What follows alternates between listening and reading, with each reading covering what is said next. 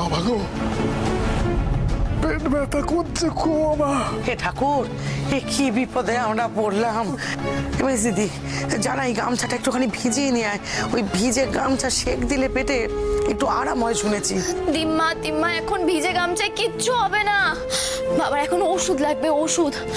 আমি আমি গ্রামের সবকটা ওষুধের দোকান দেখে আসলাম, কোথাও বাবার ওষুধটা পাইনি। আমি কি করব? আমি আমি না এখন দিদিকে একটা ফোন করি বরং। ও তো শহরে থাকে, শহরের বড় বড় ওষুধের দোকানে নিশ্চয় বাবার ওষুধটা খুঁজে পাবে। না না না, সোহাগকে ফোন করিস না। আর কত জ্বালাবো বলতো মেয়েটাকে। আমার ওষুধ লাগবে না, আমি এমনিতেই ঠিক হয়ে যাব। এই গোপাল, তুমি চুপ করো দেখি। তোমার ওষুধ লাগবে, অবশ্যই ওষুধ খেতে হবে তোমাকে। এই মেজদিদি, বড়দিকে থেকে তুই ফোন কর, বড়দিদিকে ফোন কর। মা, খামোকা কেন মেয়েটাকে বিরক্ত করছেন বলুন তো? খামোকা মনে হচ্ছে তোমার?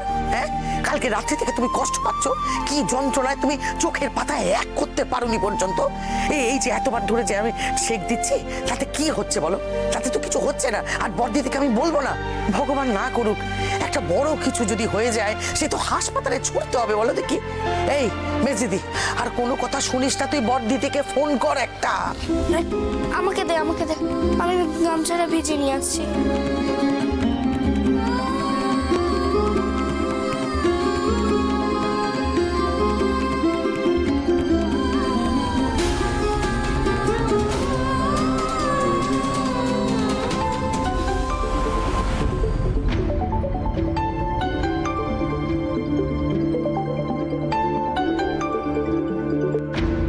হ্যাঁ রে শিউলি, বল।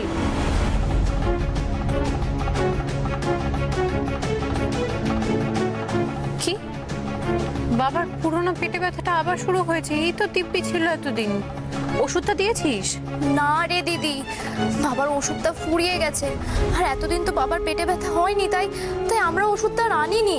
কিন্তু আজকে যখন বাবার পেটে ব্যথা করছে, ওষুধটা আনতে গিয়ে দেখি কোথাও পাচ্ছি না, তাই তোকে ফোন করলাম। এ বাবা, তুই আমাকে প্রেসক্রিপশনটা পাঠাতো, আমি দেখছি এখানে নিশ্চয়ই পাওয়া যাবে। পাঠা এক্ষুনি। ঠিক আছে।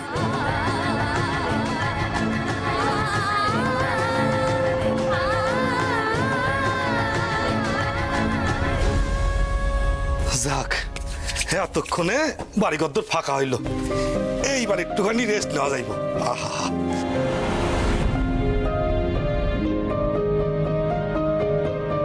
ও বৌদি, তুমি কি ভাবতেছো এখন? হ্যাঁ, কই থেকে কাজ পাওয়া যায় এটা ভাবতেছো তো?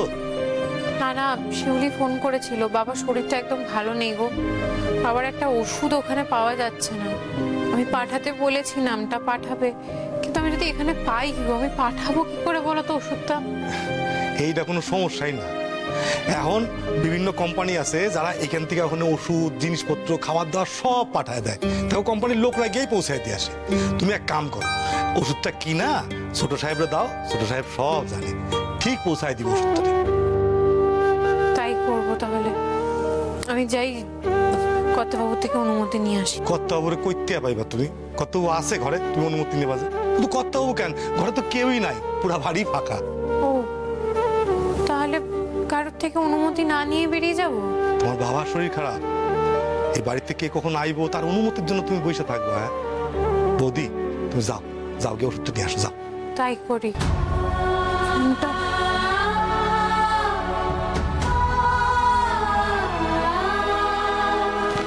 আমি এলাম বিষ্ণুদা।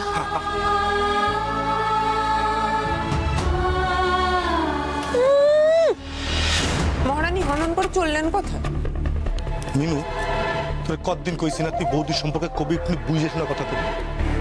বৌদির বাবার শরীর খারাপ, বৌদি ওষুধ আনতে গেছে, আমি জোর করে পাঠাইছি।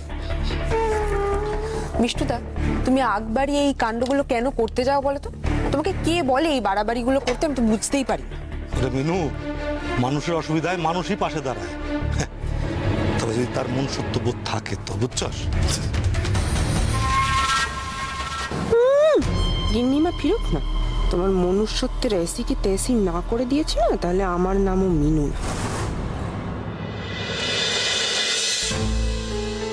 স্যার তো আমাদের বিরাট বড় একটা দায়িত্ব দিয়েছেন, কিন্তু আমার মাথায় আসছে না যে সোহাগকে না জানিয়ে ওর ডিটেলসগুলো নেব কিভাবে।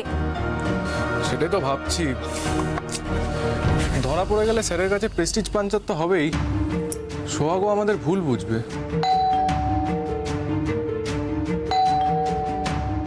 আসছি।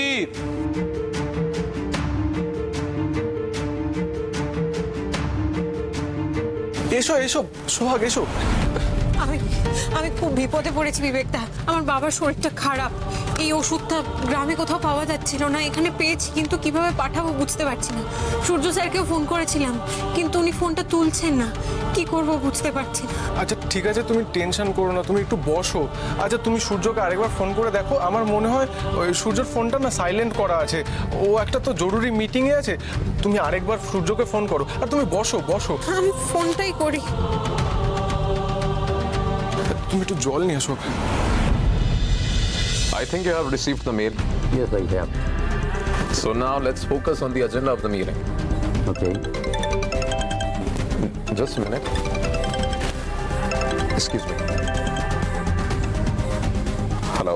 হ্যালো স্যার, আমি আপনাকে অনেকবার ফোন করছিলাম, আপনি হয়তো কাজে ব্যস্ত আছেন, কিন্তু বাবার শরীরটা না একটু খারাপ করেছে। একটা ওষুধ খুঁজে পাওয়া যাচ্ছিল না গ্রামে, আমি কিনেছি ওষুধটা কিন্তু পাঠাতে হবে। আমি বুঝতে পারছি না, আমি বিবেকদার বাড়িতে এসেছি এখন। আমি বিবেক আছে সামনে? হ্যাঁ আছে। ওকে ফোনটা দাও। হ্যাঁ বল। হ্যাঁ বিবেক, বলছিলাম যে সোহাগের বাবার ওষুধটা তো এই ডেলিভারি বয়কে দিয়ে পাঠিয়ে দেয়। আমি এখন মিটিংয়ে আছি, আমি পরে এসে কথা বলছি। ওকে আচ্ছা ঠিক আছে। Yeah, so coming back to the point, I was saying that you have received the mail. Okay. সোহাগ তুমি ওষুধটা আমাকে দাও, আমি পাঠিয়ে দিচ্ছি। ঘন্টা দেড়েকের মধ্যে পৌঁছে যাবে, এত টেনশন করো না। পৌঁছে যাবে তো? হ্যাঁ পৌঁছে যাবে। যদি বাঁচালে বিবেকদা, বাবার শরীরটা সত্যি খুব খারাপ করেছে। ঠিক আছে আমি পাঠিয়ে দিচ্ছি। শোন, বসো তুমি, বসো এখানে। চিন্তা করো না, চিন্তা করো না, সব ঠিক হয়ে যাবে।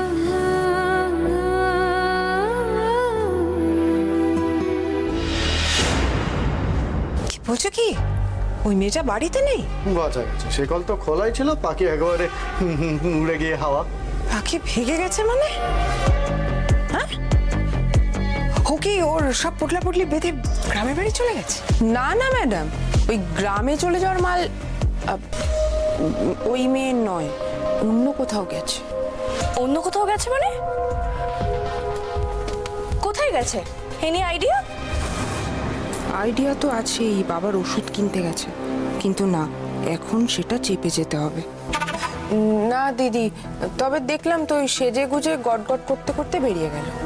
সেজে গুজে বেরিয়েছে? সেজে গুজে গেছে মানে মানে অভিসারে গেলে তো সেজে গুজে যেতেই হবে। উফ সার্থক, তুমি একটু চুপ করো তো। না না, হি ইজ রাইট।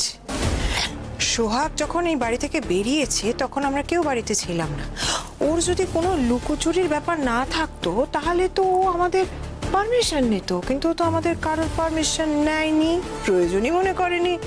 বাড়ি ফাঁকা ছিল যখন, তখনই ও বাড়ি থেকে বেরিয়েছে। রাইট। এনিওয়ে, তুমি এখন এসো। ঠিক আছে। মম, আমার মনে হচ্ছে সোহাগ ওই ছেলেটার সাথে বেরিয়েছে, ওই বাদশাহ না নবাব কি যেন বেশ নাম, আরে যাকে নিয়ে হোলি পার্টিতে এত সিন ক্রিয়েট হয়েছিল, মনে আছে? হ্যাঁ হ্যাঁ হ্যাঁ, মনে পড়েছে আমার। কিন্তু নবাব যে বলেছিল ও নাকি সোহাগের সঙ্গে একতরফা প্রেম করে। উফ সার্থক, তুমি একটু চুপ করো। সবটা সোহাগের সাজানো প্ল্যান। সোহাগ মেয়েটা খুব চালু, ও গাছেরও খাবে আবার তলারও কুড়োবে। একদিকে ভাইয়ার পতিব্রতা স্ত্রী হয়ে এই বাড়িতে থাকবে, আর অন্যদিকে ওই গাইয়া ভূতটার সাথে পরকিয়াও করবে। পরকিয়ার মজা আমি বার করছি। সে কখন পেরিয়েছে? সন্ধে হয়ে গেল, এখনো ফেরার নাম নেই। কি সাহস! মম, তুমি একটু ঠান্ডা হও প্লিজ। আমাদেরকে এখন ঠান্ডাভাবে খেলতে হবে। সোহাগ যে পরকিয়া করছে এটা ভাইয়ার মাথায় ভালো করে ঢুকিয়ে দিতে হবে, ব্যাস তাহলেই আমাদের মিশন সাকসেসফুল।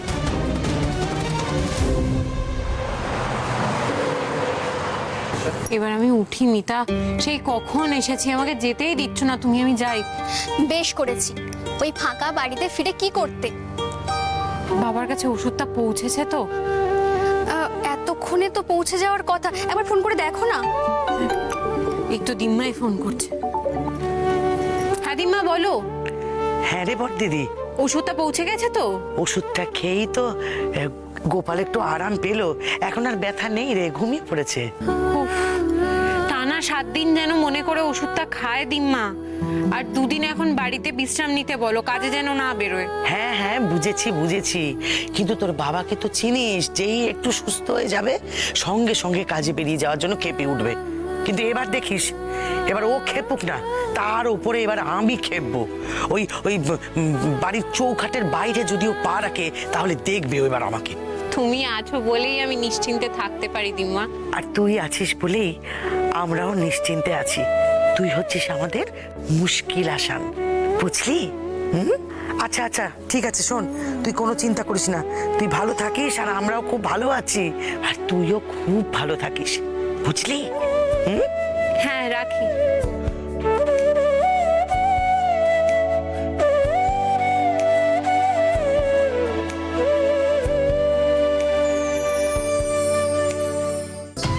ওষুধটা পৌঁছে গেছে, বাবা খেয়ে নিয়েছে, এখন ভালো আছে, ঘুমোচ্ছে। আমি কি যে চিন্তায় পড়েছিলাম মিতা, কি বলবো তোমায়।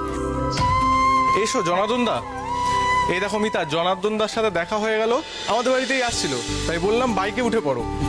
খুব ভালো করেছো জনার্দন দা। হ্যাঁ। খাবারগুলো সব ঠিকঠাক ছিল তো? আর কাকা বাবুর খুব ভালো লেগেছে তো খাবারগুলো? ভালো মানে খুব ভালো লেগেছে, ওনারা তো তোমার প্রশংসায় পঞ্চমুখ। আর শোনো, আজ দিল্লি থেকে দিদি, জামাইবাবু আর তার ছেলে মেয়ে আসছে, রাতে কিন্তু 4 জনের খাবার বেশি লাগবে। আর শোনো, ওই ওনারা কিন্তু 15 দিন এখানে থাকবে। হ্যাঁ, এই কটা দিন বেশ ভালো মন্দ পদ রেঁধে ওদের পাঠাতে বলেছে। ঠিক আছে ঠিক আছে। তাহলে রাতে খাবারটা কখন আনতে আসবো? আজ তো অনেকগুলো রান্না, তুমি 9টার দিকে এসো না।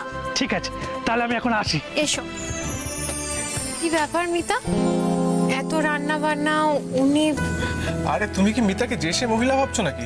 উনি রীতিমতন এখন একজন বিজনেস ওম্যান। হ্যাঁ, ওনার নিজস্ব একটা হোম ডেলিভারির ব্যবসা আছে এখন। সত্যি?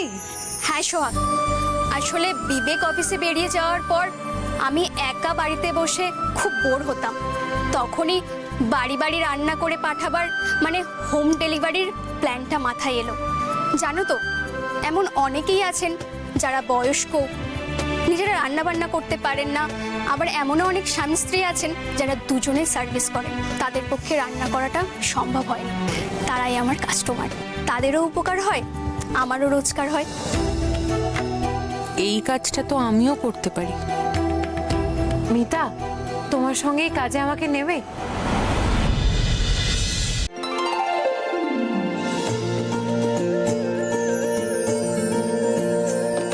ওদের রেজিস্ট্রির দিন একটা কার্ড লাগবে, আর সূর্য আর সোহাগের ডিটেলস জানার দায়িত্ব তো মিতা আর বিবেকের ওপর দিয়েছি।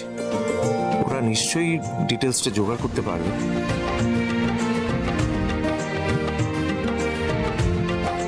ঠিক আছে, পছন্দ হয়েছে তো স্যার? খুব পছন্দ হয়েছে। দাঁড়াও, এই না, এটা আপাতত রাখ। Thank you sir.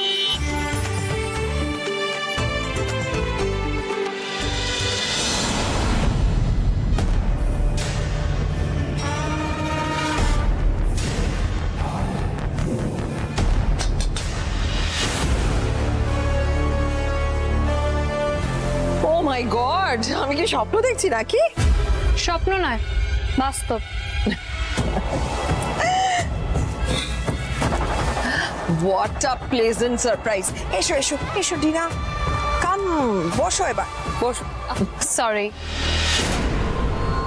আমি না বসতে পারবো না, আসলে আমার তো একটা ক্লাস আছে, আমি না যার তার বাড়িতে বসি না।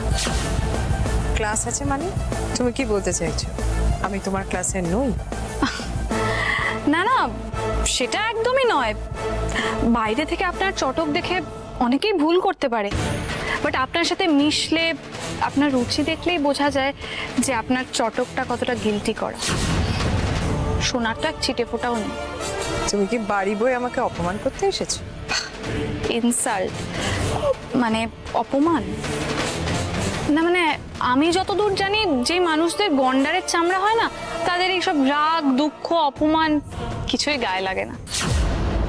ইচ্ছে করছে ঘাড় ধরে মেয়েটাকে বার করে দিতে, কিন্তু না, রিলেশনটা খারাপ করলে হিরণ সেন ওর ইনফ্লুয়েন্স খাটিয়ে আমার বিজনেসের ক্ষতি করে দেবে। সো মাথা ঠান্ডা রাখো ময়ূরাক্ষী, মাথাটা ঠান্ডা রাখো। ইস, মেয়েটা খুব রাগ করেছে। এই মেয়ে, আন্টি কি করেছে? আন্টির ওপর এত রাগ কেন? আন্টি কি করেছে? Please don't touch me. আর কে আন্টি? Who is auntie? আপনার কি মনে হয় আপনার আসল রূপটা জানার পরেও আমি আপনাকে কোনোদিন আন্টি বলে সম্মান করতে পারবো? আসল রূপ মানে? মানে এই যে আপনি সূর্যর সঙ্গে ওই কাজের মেয়েটার বিয়ে দিয়েছেন, সবটাই তো প্রি প্ল্যান ছিল, বাট তাও নাটক করে আমাকে আর আমার ফ্যামিলিকে পুরো সোসাইটির সামনে আপনি অপমান করলেন। দাদা, আমার লাভটা কি? কারণ আপনি আর সোহাগ হচ্ছেন পিস ইন আ পট, দুজনে একই গোয়ালের গরু।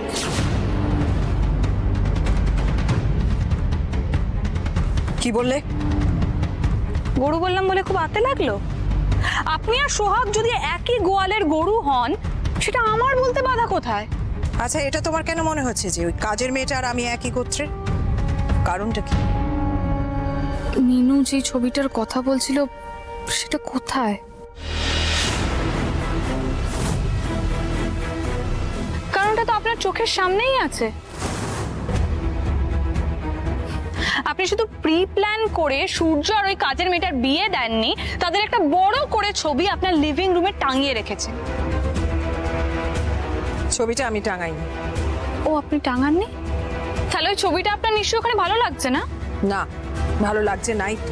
ভালো লাগছে না? তাহলে খুলে ফেলুন না ছবিটা।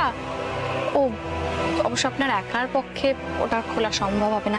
আমি মেয়ের ডেকে দিই, আপনি মেয়েদের ডেকে ওই ছবিটা এক্ষুনি ওখান থেকে নামিয়ে ফেলুন। এই ছবিটা এখানেই থাকবে, এখান থেকে 1 ইঞ্চিও নড়বে না। কি হলো? আপনি ডাকুন আপনার কাজের লোকদের, ছবিটা ওখান থেকে সরিয়ে ফেলুক। আই এম ভেরি সরি, ছবিটা আমি নামাতে পারবো না। I have some problem. Exactly, আপনার তো প্রবলেম হবেই। আই রিপিট মাই সেলফ, ওই যে বললাম না, আপনি আর সোহাগ হচ্ছেন পিস ইন আ পট, মানে একই গোয়ালের গরু। তবে শাশুড়ি আর বৌমা গোয়ালে একসাথে যতই জাবর কাটুক না কেন, আমার নামও কিন্তু টিনা সেন। দুষ্টু গরুকে কিভাবে শিক্ষা দিতে হয় সেটা আমি খুব ভালো করে জানি।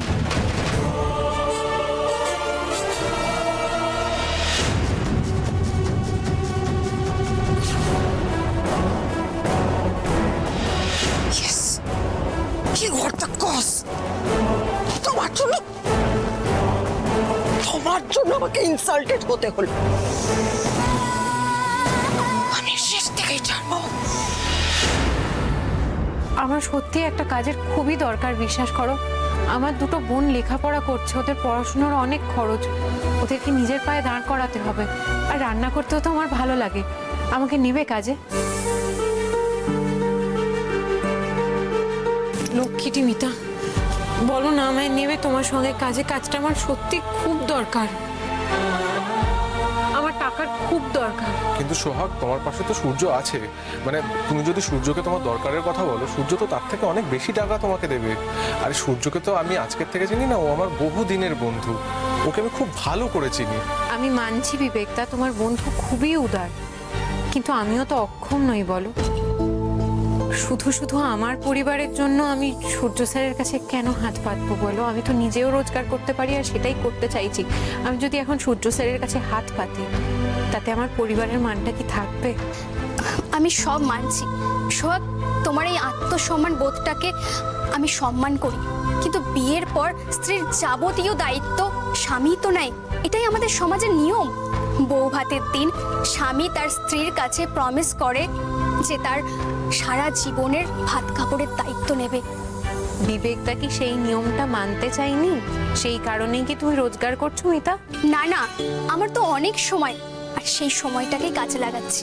আমি তো সেটাই বলতে চাইছি, তুমি যেই সময়টাকে কাজে লাগাচ্ছ সেই সময়টা তো তোমাকে স্বাধীনভাবে রোজগারের আনন্দটাও দিচ্ছে না? না, তোমার সাথে তর্ক করতে গেলে দম লাগবে। কি বলো তুমি বিবেকদা? এই সময় দাঁড়িয়ে নারী স্বাধীনতা নিয়ে আমরা অনেক কথাই বলি, কিন্তু একজন নারী তখনই স্বাধীন হয় যখন অর্থনীতির লাগাম তার হাতে থাকে। অর্থনৈতিক স্বাধীনতা, নিজের জীবনটা নিজের মতো করে রোজগার করে চালানোর স্বাধীনতা। আমার কথা বাদ দাও, তুমি এবার বলো তো মিতা, তুমি আমায় কাজে নেবে না নেবে না? তোমাকে পার্টনার হিসাবে পেলে মিতা তো বর্তে যাবে, কিন্তু আমি ভাবছি আমার বন্ধুকে নিয়ে। তুমি কাজ করছো জানলে সূর্য কিরকম রিয়াক্ট করবে, আমি সেটাই ভাবছি। মাঝখান থেকে আমাদের এতদিনের বন্ধুত্বটা না নষ্ট হয়ে যায়। তুমি একদম চিন্তা করো না বিবেকদা, আমি সূর্য স্যারকে বুঝিয়ে বলবো আমি যা করছি নিজের ইচ্ছে করছি, এতে তোমার কোনো হাত নেই। তোমার বন্ধু তো অবুঝ নয়, আমি বুঝিয়ে বললে নিশ্চয়ই বুঝবে। আমি নিজে রোজগার করতে চাই, তাই রোজগার করছি। তুমি তোমাদের বন্ধুত্ব নিয়ে ভেবো না, তোমাদের বন্ধুত্বের সম্পর্কে আমি কোনো রকম কোনো চিট ধরতে দেবো না।